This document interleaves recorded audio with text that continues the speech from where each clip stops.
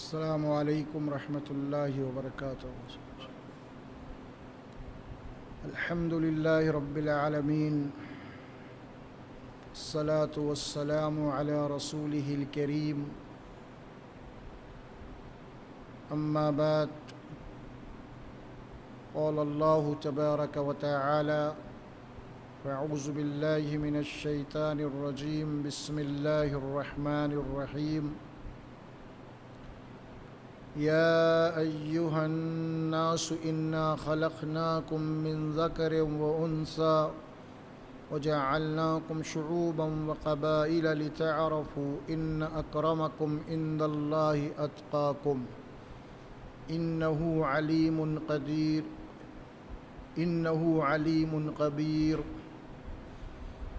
قال تعالی: یا ایہا الناس اتقوا ربکم والذی خلقکم من نفس واحدۃ وخلق منها زوجها وبث منهما رجالا کثیرا ونساء واتقوا اللہ الذی تساءلون به والارحام ان اللہ کان علیکم رقیبا۔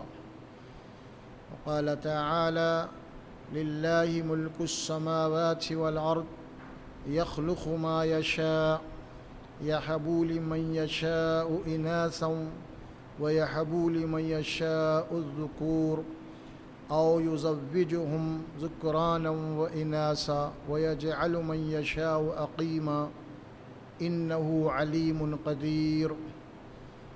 صدق اللہ العظیم۔ محترم معزز، یہ قرآن مجید سے 3 مقامات سے آیات ہیں جو پڑھی گئی ہیں۔ گزشتہ ازواجی زندگی سے متعلق گفتگو ہوئی تھی کہ آپس میں میاں بیوی کے کیا حقوق ہیں۔ اس کے بعد اب آج کا بھی ہمارا جو موضوع ہے وہ بھی اصلاح معاشرہ، عائلی زندگی سے متعلق ہی ہے کہ شادی کے بعد میاں بیوی کی جو سب سے بڑی خواہش ہوتی ہے وہ اولاد کی ہوتی ہے۔ انشاءاللہ اولاد کی ذمہ داری کیا ہے ماں باپ کے اوپر، پھر اولاد اللہ تبارک و تعالیٰ کی ایک بہت بڑی نعمت ہے، اس کا تذکرہ قرآن مجید میں مختلف مقامات سے آیا ہے۔ جو آیت پڑھی گئی ہیں سب سے پہلے اس کا سادہ سا ترجمہ: یا ایھا الناس انا خلقناکم من ذکر و انثی، اے انسانوں، ہم نے تم کو ایک مرد اور ایک عورت سے پیدا کیا ہے۔ یہ حضرت آدم اور حضرت حوا کی طرف اشارہ ہو رہا ہے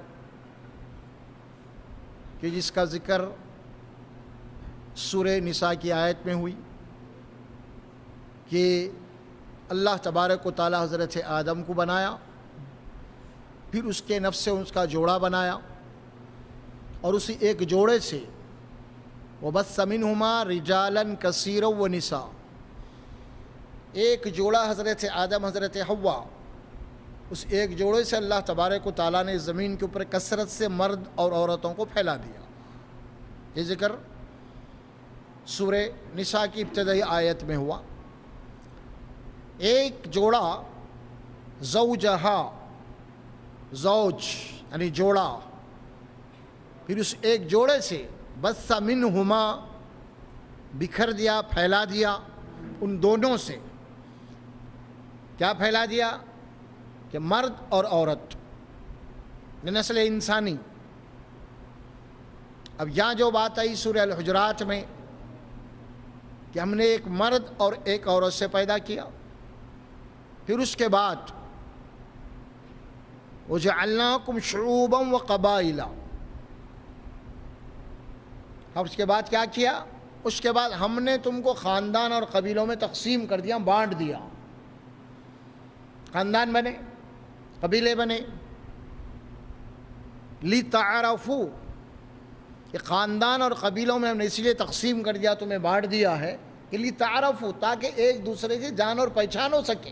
بھلا آدمی فلاں قبیلے کا ہے، فلاں آدمی فلاں خاندان کا ہے. یہ جان اور پہچان کے لیے خاندان قبیلہ اللہ نے بنایا ہے. لتعارفوا، صرف جان اور پہچان کے لیے.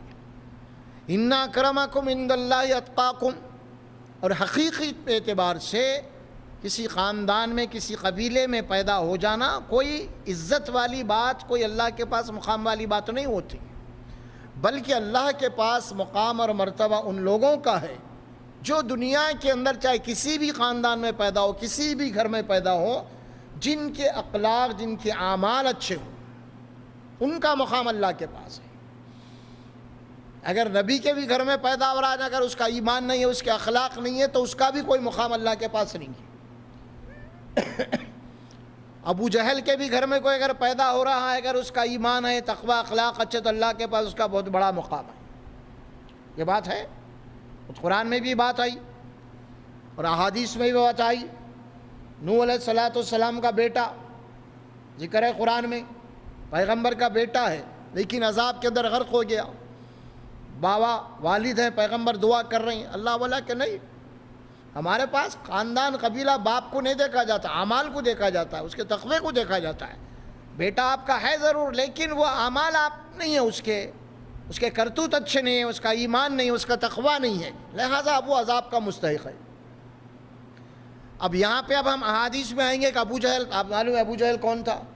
ابو جہل اللہ کے نبی صلی اللہ علیہ وسلم کا دشمن، جس کا اس کا نام ہی ابو جہل رکھ دیا گیا تھا. ہاں، لیکن آپ کے بیٹے جو ہے ایمان لائے، صحابی بنے. ابو جہل کے بیٹے حضرت اکرمہ رضی اللہ تعالیٰ، اللہ تبارک و تعالیٰ نے ایمان لانے کے بعد ان کو رضی اللہ تعالیٰ کا خطاب مل گیا، اور باپ دوزخ میں، بیٹا جنت میں. دیکھیے اب کیوں ہوا؟ یہ نہیں دیکھا جائے گا بیٹا اور باپ کا رشتہ، اللہ کے پاس نہیں دیکھا جائے گا. دیکھا یہ جائے گا کہ اس کا ایمان کیا ہے، اس کا عقیدہ کیا ہے، اس کا عمل کیا ہے، اس کا تقوی کیا ہے، یہ دیکھا جائے گا. اسی لیے فرمایا یہ خاندان اور قبیلے میں عموماً ہم فلاں خاندان کے، ہم قبیلے کے لوگ پرانے زمانے میں دور جاہلیت میں اس کے اوپر بہت ظلم کیا کرتے تھے، ہمارا خاندان فلاں فلاں. آج بھی ہے کچھ لوگ ایسا ہوتا ہے، لیکن اللہ فرمائے کہ نہیں، ان اکرمکم عند اللہ اتقاکم. ہمارے پاس مکرم معزز وہ ہے جو اتقاکم، جو زیادہ سے زیادہ ہم سے ڈرتا ہے، اللہ سے عمل کرتا ہے.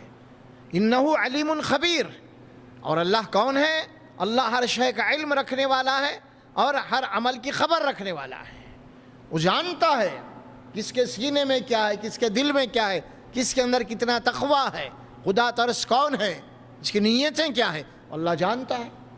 اللہ سبحانہ و تعالیٰ اس کی وضاحت کرتے ہوئے رسول اللہ صلی اللہ علیہ وسلم فرماتے ہیں، ان اللہ لا ينظر الى صورکم الى اموالکم. اللہ تبارک و تعالیٰ کی نظر نہ تمہارے چہروں پہ ہوتی ہے، نہ تمہارے مال کے اوپر ہوتی ہے، ولیکن انظروا الى قلوبکم واعمالکم. اللہ تبارک و تعالیٰ تو تمہارے دل کی کیفیت کو دیکھتا ہے اور تمہارے اعمال کو دیکھتا ہے، تمہاری صورت کو نہیں دیکھتا اللہ تبارک و تعالیٰ، تمہارے مال کو نہیں دیکھتا اللہ تبارک و تعالیٰ. یہ بات حدیث میں بتا دی گئی ہے. لہٰذا کوئی گورا ہو، چاہے کوئی کالا ہو، کوئی نپٹا ہو، کوئی چپٹا ہو، اللہ کے پاس وہ معزز ہے جو متقی ہے، جو پرہیزگار ہے. یہ بات یہاں پہ بتا دی گئی. انہو علیم خبیر، بے شک اللہ تبارک و تعالیٰ علم رکھنے والا اور خبر رکھنے والا ہے. تو یہاں پہ یہ بات بتا دی گئی کہ تمام انسان جو ہے وہ آدم کی اولاد ہے. کون ہے؟ آدم کی اولاد ہے. اور بحیثیت آدم کی اولاد ہونے کے کسی کو کسی کے اوپر کوئی فضیلت، کوئی برتری نہیں ہے. یہ اللہ قرآن میں بتا دیا ہے. اور اللہ کے نبی صلی اللہ علیہ وسلم نے اپنے حجت الوداع کے خطبے میں، آخری خطبے میں بات فرمائی. وہ کیا بات تھی؟ کہ دیکھو تم سب آدم کی اولاد ہے. کلکم من آدم، من آدم و آدم من تراب. تم سب کے سب جو ہے آدم کی اولاد ہے. اور آدم کی حقیقت یہ کہ ہم نے آدم کو مٹی سے بنایا ہے. بات ہو گئی. پھر اسی صورت، اسی خطبے میں آپ نے اور تفصیل فرمائی کہ دیکھو یہ حجۃ الوداع ہے، یعنی حج ہے، اس کے اندر کئی لوگ آئے ہوئے ہیں، جس کے اندر عرب بھی ہیں، غیر عرب بھی ہیں، قریشی بھی ہیں، غیر قریشی بھی ہیں، سبھی اس کے اندر جمع رسول اللہ صلی اللہ علیہ وسلم جتنے لوگ ایمان لائے۔ اس وقت یہ آپ نے خطبہ دیا کہ کسی عرب کو کسی غیر عرب کے اوپر کوئی فضیلت نہیں ہے۔ بہت مشہور خطبہ ہے آپ کا، ہے آخری خطبہ، کسی عرب کو کسی غیر عرب کے اوپر فضیلت نہیں ہے۔ کہیں میرے گزر جانے کے بعد، میرے اس دنیا سے رخصت ہونے کے بعد کہیں تم اس پندار میں مبتلا نہیں ہو جانا، ہمارے رسول عربی تھے، وہ قریشی تھے، وہ ہاشمی تھے، ہاں تم قریشی نہیں ہے، تم ہاشمی نہیں ہے، تمہارا کوئی مقام نہیں ہے، یہ غلط تصور نہیں پیدا ہونا، بلکہ آپ وہاں اس کی جڑوں کو کاٹ دیا۔ نہیں، پورے آدم کی اولاد ہے، قریشی بھی آدم کی اولاد ہے، بنی ہاشم بھی آدم کی اولاد، عرب بھی آدم کی نسل سے، غیر عرب بھی آدم کی، ساری تو آدم کی نسل سے ہیں۔ فرمایا کسی عرب کو کسی غیر عرب کے اوپر کوئی فضیلت نہیں ہے، نہ کسی غیر عرب کو کسی عرب کے اوپر فضیلت ہے، نہ کسی گورے کو کالے پہ فضیلت ہے، نہ کسی کالے کو گورے پہ فضیلت ہے، سب آدم کی اولاد ہے، ہم نے آدم کو مٹی سے بنایا۔ یہ وہ بنیادی بات ہے۔ اللہ کے نبی صلی اللہ علیہ وسلم نے اسلام کی بنیاد اور اسلام کے مساوات کیا ہے یہاں پہ بتا دی گئی اللہ تبارک و تعالیٰ کی اس کتاب بھی، اس صورت میں، اور تفصیلات رسول اکرم صلی اللہ علیہ وسلم بتا دیے۔ اس کے باوجود بھی ہمارے پاس آج بھی یہ غلط فہمی ہے، جہالت ہے۔ آج بھی جس طرح غیر مسلموں کے پاس نسل کا فرق ہے، اعلیٰ ذات کا چکر چلتا ہے، وہ بمن ہے، یہ ہریجن ہے، یہ بھیڑ ہے، سمجھ میں آ رہا؟ یہ گمراہی ہے بہت بڑی۔ اور دیکھیں گے کہ بمن کے گھر کے اندر نہیں جا سکتا ہریجن، ان کی عبادت خانے الگ ہے، ان کے مندراں الگ ہے، سمجھے؟ ادنا ذات کے لوگ نہیں جا سکتے وہاں پہ۔ یہ ساری چیزیں ہیں، اللہ کے نبی صلی اللہ علیہ وسلم اس کو ختم کر دیا جڑوں بنیاد کے اوپر۔ ہاں آپ غور کیجئے کہ اس وقت حضرت بلال حبشی تھے، کالے تھے اور غلام تھے۔ جب وہ جو ہے مکہ جب فتح ہوا، رسول اللہ صلی اللہ علیہ وسلم مکے میں فتح کر کے بیٹھ گئے، اللہ کے نبی صلی اللہ علیہ وسلم نے بلال کو کہا آزاد ہو، کعبۃ اللہ کی چھت کے اوپر چڑھ گئے تو قریش کے جو سردار تھے دنگ رہ گئے، غلام حبشی کالا کعبۃ اللہ کے اوپر چڑھ گیا۔ وہ ایسی بات ہے جس طرح آج کے زمانے میں کوئی ہریجن مندر میں گھس گیا، کوئی تصور تھا اس زمانے میں ہے نا؟ تو اس اللہ کے نبی صلی اللہ علیہ وسلم فرمایا کہ جاؤ، کیونکہ بتایا کہ آج تک یہ تھا کہ تمہارے پاس تم اپنے آپ کو سمجھ رہے تھے ہم سید ہیں، ہم فلاں ہیں، نہیں، اللہ تبارک و تعالیٰ اس جاہلی کے نخوت کو ختم کر دیا ہے۔ اب سب آدم کی اولاد ہے، اب صرف تمہارا مرتبہ اور مقام ہے تو عمل کے اعتبار سے، تقوی کے اعتبار سے ہوگا، قبیلے خاندان کے اعتبار سے نہیں ہوگا۔ کتنی بنیادی بات فرمائے رسول اللہ صلی اللہ علیہ وسلم۔ اس ہونے کے بعد آج بھی ہمارے پاس تصور ہے، آج یہ ہمارے پاس بھی جس طرح غیر مسلم کے ہو گیا، آج مسلموں کے بعد بھی ہو گیا، ہمارے پاس بھی کوئی سید ہے، کوئی پٹھان ہے، کوئی لداف ہے، کوئی فلاں ہے، کوئی شیخ ہے، ایسا خاندانوں کو بٹ لیے۔ یہ معاملہ ذرا شادی بیاہ کے وقت دیکھنے میں آتا، بھئی آپ کا خاندان کون سا، آپ شیخ ہے یا پٹھان ہے، ہاں، یا پھر آپ سید ہے کیا؟ اب یہ ایک تو اور ایک جگہ مسلمانوں جس طرح ہندوؤں کے بعد لداف، وہ کیا کہتے ہیں، وہ ہریجن ہوتے ہیں، مسلمانوں کے بعد لداف بول کے نکال دیے، لداف قریشی ہے، یہ خصاب ہے کیا، بھلا بہت ساری باتیں ہیں، سمجھ میں آ رہا؟ اسی طرح آپ سید بولو تو اعلیٰ، جیسا بمنوں کے پاس ہوتا سب سے بڑا، ایسا ہو گیا ہمارے پاس، نہیں ہے ایسا۔ ہاں اب ہمارے رشتہ دار دیکھتے رہے تھے، کبھی اگر خدا نخواستہ لڑکی کو دیکھنے چلے گئے اور یہ ہوگا کہ بھائی سید کی بیٹی ہے بولے تو نہیں کرتے عورتاں، سید کی بیٹی کو گھر کو لائیں گے، خدا نخواستہ گھر میں اگر اس کو تکلیف ہوں گی ہم برباد ہو جاتے، بولے ہم تباہ ہو جاتے، کیونکہ سید کی بیٹی ہے۔ اور اگر غیر سید دوسروں کے بیٹیوں کو لاؤ، مارو، ستاؤ، کچھ بھی نہ ہوئیں گا تمہارے، کیونکہ سید کو نہیں چھیڑنا۔ ہاں کیا یہ اسلام ہے، اخلاق ہے، انسانیت ہے؟ ہاں سید کو ستائے تو گھر تباہ ہوتا، دوسرے کو ستائے تو گھر آباد ہوتا۔ ہاں یہ جاہلوں کی بات ہے، اسلام کی بات، لیکن آج مسلمانوں کے پاس یہ بات آ گئی۔ وہ بات میں عرض کر رہا ہوں، کوئی فضیلت نہیں ہے۔ بہرحال یہ بات یہاں فرمائی کیونکہ پورے انسان آدم کی اولاد ہے، کسی کو نیچی نظر سے نہیں دیکھنا ہے، پورے آدم۔ اللہ قرآن میں سورہ بنی اسرائیل میں فرماتے ہیں وَلَقَدْ كَرَّمْنَا بَنِي آدَمَ، ہم نے آدم کی اولاد کو مکرم معزز بنایا پوری مخلوق میں۔ آدم کی اولاد سب ہے اس کے اندر، پورے ہے، کوئی ایک نہیں ہے۔ وَلَقَدْ كَرَّمْنَا بَنِي آدَمَ وَحَمَلْنَاهُمْ فِي الْبَرِّ وَالْبَحْرِ وَرَزَقْنَاهُمْ مِنَ الطَّيِّبَاتِ، اللہ فرماتے ہیں کہ ہم نے آدم کے اولاد کو معزز مکرم بنایا پوری مخلوقات میں تقریباً، اور اس کے بعد فرمایا ہم نے خشکی اور سواری میں ان کا سواری کا انتظام کیا ہے. ہاں پھر اس کے بعد اللہ فرماتے ہیں وَرَزَقْنَاهُم مِّنَ الطَّيِّبَاتِ، اور ہم نے پوری مخلوقات کے مقابلے میں حضرت انسان کی غذا بہت طیب بہت مرغوب غذا اس کی بنائی ہے. انسان کا مقام ہے اللہ کے پاس. اللہ و احسانات کو ہمیں جو ہے نا یاد دلا رہے ہیں. تو بہرحال پورے انسان ایک ہے، کسی کو پر کوئی فضیلت نہیں ہے.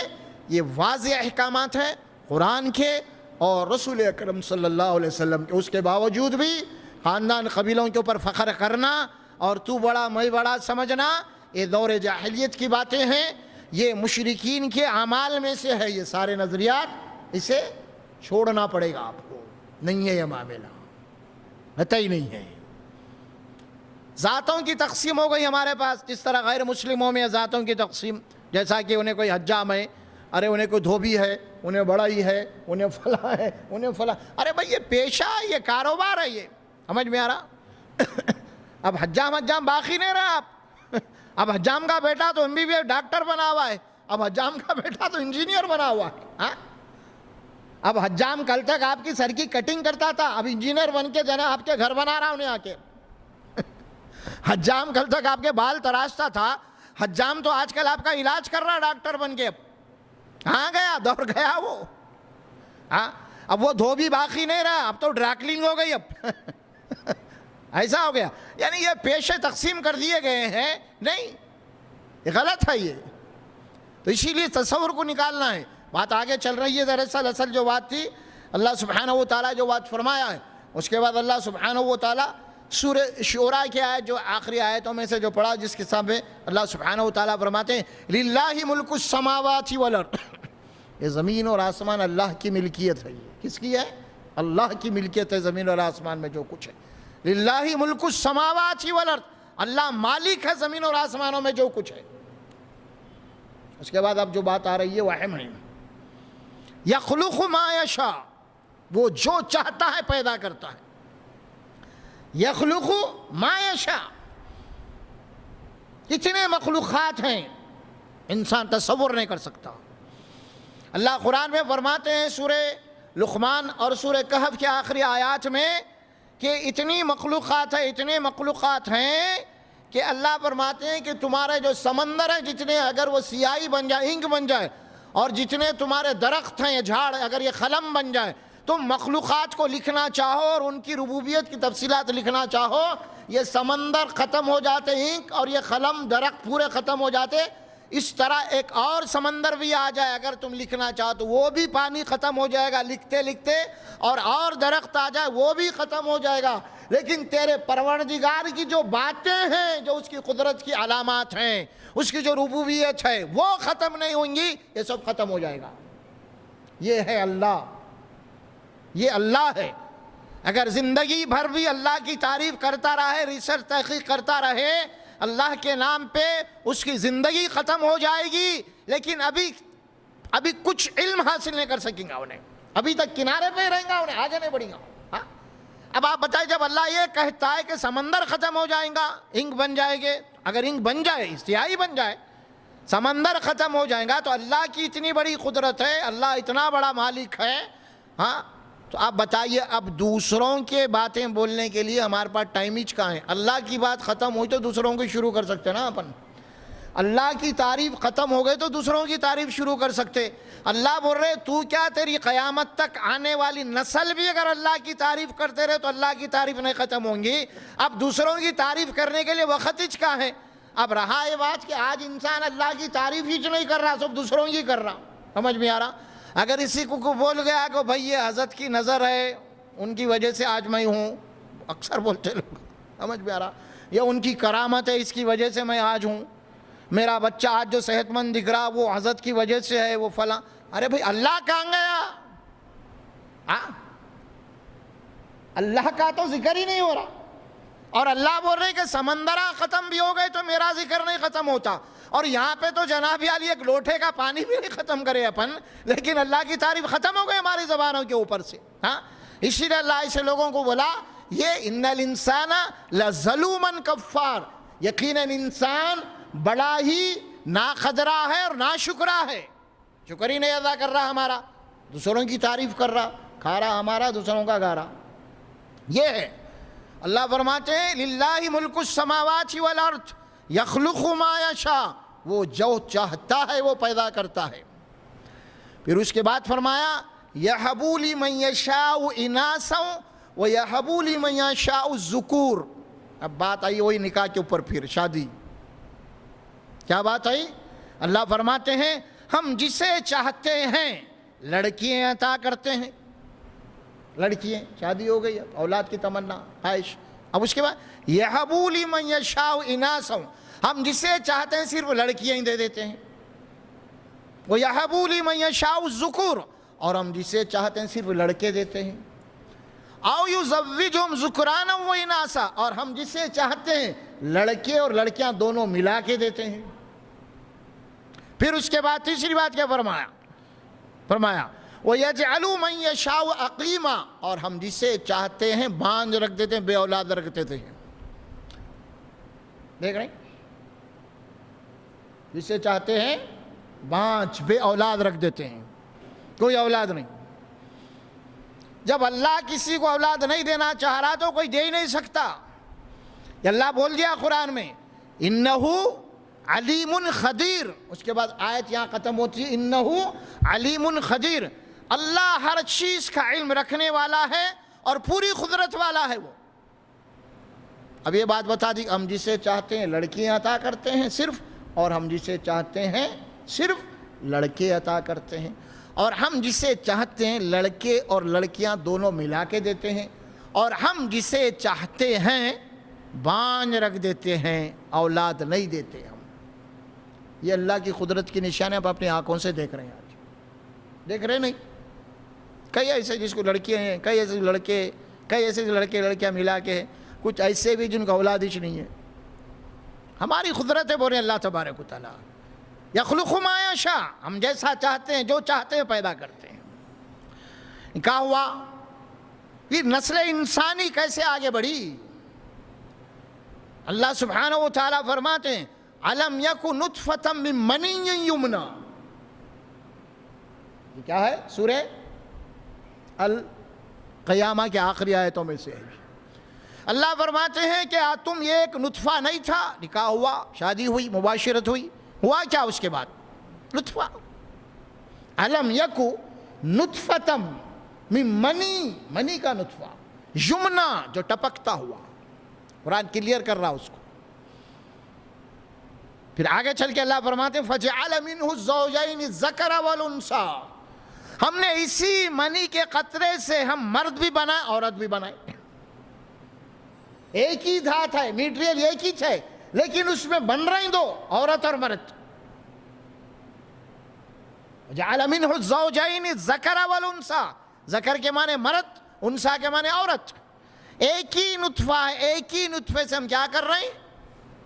عورت بھی بنا رہے ہیں، لڑکا بھی بنا رہے ہیں، لڑکی بھی بنا رہے ہیں. پھر اس کے بعد اللہ فرماتے ہیں سبحانہ و تعالیٰ قرآن مجید میں سلسلہ جو چلا ہے وہاں سے اللہ سبحانہ و تعالیٰ فرماتے ہیں فی قرار مکین، اور ہم نے اس نطفے کو مادہ رحم کے ایک محفوظ مقام کے اوپر ٹھہرا رکھا ہے. کہاں رکھا؟ مادہ رحم میں ایک محفوظ مقام پہ مجھ کو جو ہے نا ٹھہرا رکھا. پھر اس کے بعد اللہ فرماتے ہیں وَالَّذِي يُصَوِّرُكُمْ فِي الْأَرْحَامِ كَيْفَ يَشَاءُ، اور ہم نے اس خطرے کو وہاں پہ ٹھہرا کے ہم تم کو بنا رہے ہیں.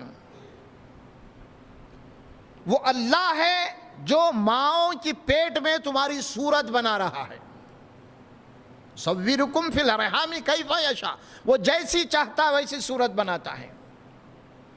اور پھر یہ جو کاریگری ہو رہی ہے اللہ قرآن میں سورہ زمر میں فرماتے ہیں فی ظلمات ثلاثہ، تین پردے ہیں اندھیرے، وہ تین اندھیروں میں اللہ تبارک و تعالیٰ وہاں پہ بنا رہا ہے انسان کو، وہاں انسان کو بنا رہا ہے. اور پھر کیسے بنا رہا اللہ تبارک و تعالیٰ فرمایا دوسرے مقام پہ سورہ الانفطار میں یا ایھا الانسان ما غرک بربک الکریم الذی خلقک فسواک، الذی خلقک جس نے تجھ کو پیدا کیا، فسواک ہر چیز کو صحیح طور پہ تندرست بنایا پیٹ، ماں کی پیٹ میں پورا مکمل بن کے آ رہا انہیں وہاں۔ پھر اس کے بعد عاد لک، ہر چیز کو ہم نے اعتدال پہ رکھا، توازن، باڈی کے اندر ہر چیز کا توازن رکھا، ایسا ہم تمہیں بنا رہے ہیں ماں کی پیٹ میں، توازن۔ عاد لک، دیکھیے باپ، دو آنکھ ہے، دو آنکھ میں توازن ہے نہیں؟ اگر آنکھ ایک بیلنس کم ہو گیا تو اس کو ترچا بولتے ہیں، ادھر دیکھا تو ادھر دیکھتا ہوں، ہے نا؟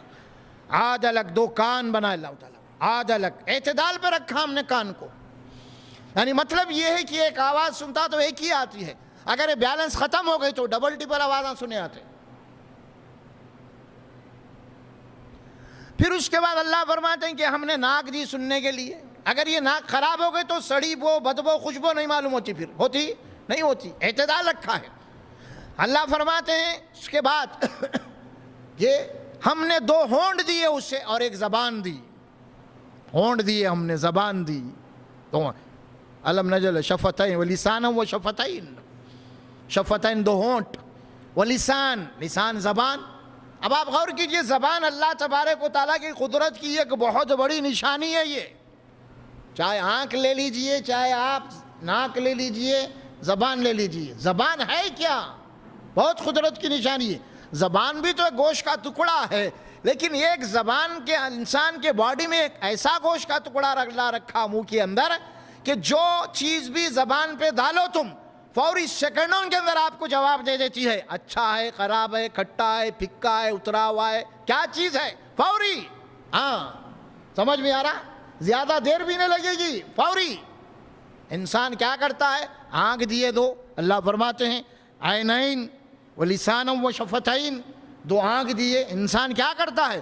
پہلے آنکھ سے کوئی چیز دکھتی ہے، قریب جا کے اٹھا لیتا ہے اس کو، ارے اچھی دکھ رہی بھائی، ہے نا؟ سیکنڈ نمبر پہ کیا کرتا ہے؟ آنکھ کے نیچے کیا ہے؟ ناک ہے، ذری اچھی دکھی تو اس کے بعد کیا کرتا ہے؟ ناک کو بو کیسی ہے دیکھتا ہے، ارے بو تو اچھی ہے بھائی، اچھے تو بو تو بڑی اچھے۔ اب تیسرے نمبر پہ منہ کھول کے زبان پہ رکھتا ہوں، دیکھنے بھی اچھا ہے، وہ بھی اچھی آ رہی ہے، آخر ان چکنے میں کیسا ہے؟ چکنے بھی زبان پہ ڈالنے کے بعد بولا مزیدار ہے تو زبان زڑ بول کے اندر کھینچ لیتی، دیر نہیں لگاتی، زبان مزے کا ہے بولتے زڑ بول کے کھینچ لیتی۔ اگر وہی دیکھنے میں بھی اچھا ہے، وہ بھی اچھی ہے، لیکن اتری بھی ہے، جناب سڑی ہوئی، گلی بھی ہے، آپ زبان پہ ڈالو اندر نہیں کھینچتی، زبان فوری اس کو باہر پھینک دیتی۔ یہ اللہ تبارک و تعالیٰ کی قدرت ہے۔ یہ اللہ فرما رہے تھے کیا تم؟ ایک نطفہ ہم نے محفوظ مقام پہ رکھا، پھر 3 اندھیریوں میں تمہاری پرورش ہو رہی ہے، تم کو بنایا جا رہا ہے، یہ سب ہونے کے بعد اللہ تبارک و تعالیٰ پھر اس کو ماں کی پیٹ سے باہر نکالتے ہیں۔ سورہ نحل میں اللہ فرمایا واللہ اخرجکم من بطون امہاتکم لا تعلمون شیئا وجعل لکم السمع والابصار والافئدۃ لعلکم تشکرون۔ وہ اللہ کی ذات ہے جس نے ماں کی پیٹ سے تم کو باہر نکالا، 9 مہینے ہو گئے باہر آ گئے، جتنے اپن بیٹھے ہوئے سو بھائی سو چاہیے، عالم رہن دو، مفتی رہن دو، سائنٹسٹ رہن دو، فقیر رہن دو، بادشاہ رہن دو، کوئی بھی رہن دو، کہاں سے آیا؟ وہاں سے آیا۔ پیغمبران بھی وہاں سے آئے، اولیاء اکرام بھی وہاں سے آئے، سب وہاں سے آئے، سب وہاں سے چاہے۔ اللہ فرما واللہ اخرجکم، اللہ نکالا، کہاں سے نکالا؟ من بطون امہاتکم، امہات کہنے ماں، بطون کے معنی بیٹے، پیٹ، اللہ نے تمہاری ماؤں کی پیٹ سے تم کو باہر نکالا، اور جب نکلے تھے تم دنیا میں تو لا تعلمون شیئا، تم کو کچھ بھی علم نہیں تھا، کچھ بھی نہیں جانتے تھے تم۔ کیا صاحب جب دنیا میں آئے کچھ تھا معلوم اس کو؟ کچھ بھی نہیں معلوم، لا تعلمون شیئا، کچھ بھی معلوم نہیں تھا اس کا۔ آپ دیکھتے ہیں انسان جب دنیا میں آتا ہے، چھوٹا بچہ ہوتا ہے، دیکھیے سال کا 6 مہینے کا بچے کو دیکھ لیجیے آپ کیسا ہوتا ہے، انہیں اس کو گندگی کس کو نہیں بولتے، غلاظت کس کو بولتے، پیشاب کس کو بولتے، ٹھنڈا کس کو بولتے، گرم کس کو بولتے، سانپ کس کو بولتے، بچھی کس کو بولتے، کوئی نہیں۔ اگر گھر کے اندر سانپ آ گیا تھوڑا تھوڑا رینگ رہا تو بچہ بھاگتا ادھر، کوئی کھلونا اچھا دکھ رہا بول کے پکڑ لینے، نہیں گھر میں چولہا ہے، آنکھ کے انگارے ہے، اچھا چمکتے رہتے، انہیں بولتا کوئی بھی چمکدار چیزیں پکڑ لینے بھاگ جاتا، معلوم ہی نہیں اس کو کچھ بھی۔ ہاں پیشاب کر لیا وہی ہاتھ مار رہا چاٹ لیتا، نہیں۔ اگر کوئی تو بھی پائزن وغیرہ رکھا دکھ گیا فوری گیا کھا لیا۔ تو مطلب اللہ فرماتے لا تعلمون شیئا، دیکھو ہماری قدرت کیسی ہے، ہم جب تم کو ماں کی پیٹ سے باہر نکالے تو تم کو کچھ بھی معلوم نہیں تھا. وَجَعَلَ لَكُمُ السَّمْعَ وَالْأَبْصَارَ وَالْأَفْئِدَةَ لَعَلَّكُمْ تَشْكُرُونَ. اب ہم کیا کریں تم کو؟ کیونکہ تم بہت ہماری خاص مخلوق ہے, پوری مخلوق پہ بھاری کرنا ہے تم کو. ہماری قدرت یہ جب پیدا ہوا تو کچھ معلوم نہیں تھا, اب ہم تم کو کیسا علم دیتے ہیں, دیکھو پوری مخلوق تمہارے سامنے عاجز آ جانا. ہم کیا کریں اب تمہارے لیے؟ وَجَعَلَ لَكُمُ السَّمْعَ. اب علم حاصل کرنے کے لیے, معلومات کرنے کے لیے 2 کان دیے, سن کے معلومات کرو. اور اس کے بعد فرمایا کہ ابصار, 2 آنکھیں دیے, دیکھو دنیا کیا ہے. ہاں, والافئدۃ, پھر فرمایا کہ دل و دماغ دیے, سوچو. یہ چیزیں ہیں جو اللہ تبارک و تعالی ہمیں دیا. اس کے وجہ سے دنیا میں آج انسان ترقی کر گیا. اتنے معلومات ہوئے انسان کو, جبکہ پیدا ہوئے خود کچھ بھی معلوم نہیں تھا. یہاں تک تو بات آپ کو آ گئی. یہ اللہ تبارک و تعالیٰ کی بات ہے. اب اللہ سبحانہ و تعالیٰ, انسان کا کام کیا تھا؟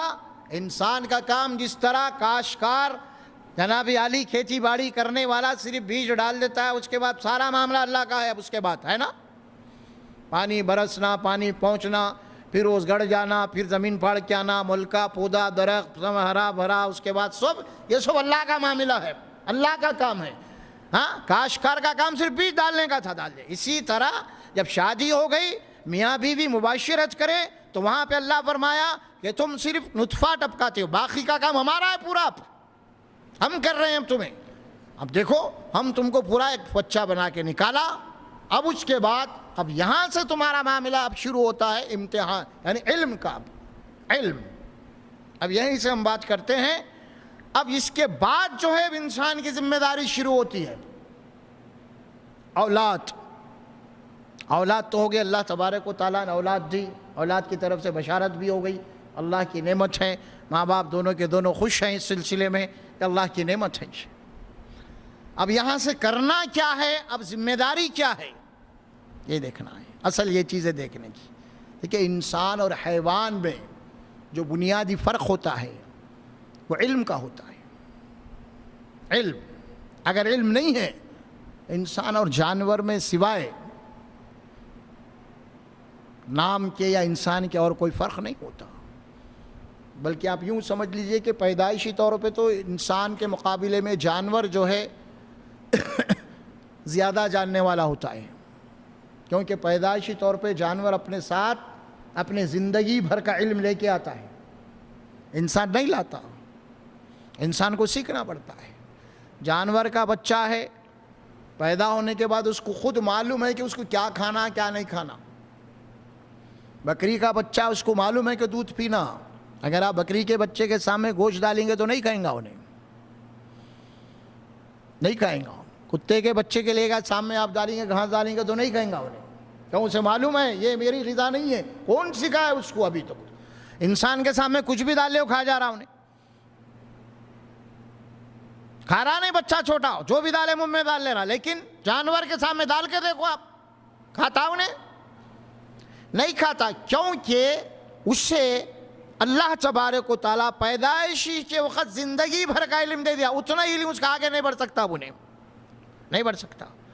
اسی طرح آپ دیکھیں گے کبھی کوئی جانور کا بچہ ہے یا کتے کا بچہ یا بکری یا کوئی بھی بیل وغیرہ کا بچہ ہے, اگر کوئی کنویں میں گر گیا, چھوٹے تالاب میں گر گیا, آپ دیکھیں ہوں گے کہ کتے کا بچہ, بکری کا بچہ یا بکری وہ تالاب سے تیرتے ہوئے نکل جاتا, نکل جاتا نا. انسان کا اگر کوئی آدمی 40 سال کا بھی اگر تیرنا نہیں سیکھا, اگر کوئی تالاب میں گر گیا, انہیں نہیں نکلتا, کنارے کو نہیں جاتا. انہیں کیوں نہیں جاتا؟ آخر وہ کتا جا رہا نا, پھر کتا نکل گیا نا, ان کیوں نہیں نکل رہا؟ تو اللہ فرماتے ہیں کہ تم کو سیکھنا ہے. ہم اس کو علم دے کے بھیجے دنیا میں, کیا چیز کی ضرورت تھی؟ انسان کو اب تیرنا سیکھنا پڑے گا. اسے تیرنا سیکھنے کے بعد وہ غوطے لگائیں گا, لیکن نہیں سیکھا, 40 سال کا جوان ہے, ڈوب گیا تو نہیں نکلیں گا, سوائے مر کے نکلیں گا. کیوں؟ سیکھا نہیں. اسی لیے اللہ فرماتا اب سیکھنا ہے. اسی لیے اللہ فرماتے ہیں قرآن مجید میں, وَعَلَّمَ الْإِنسَانَ مَا لَمْ يَعْلَمْ, ہم نے انسان کو اس قرآن سے وہ علم سکھایا ہے جو نہیں جانتا تھا, اب جاننا پڑے گا ہمیں.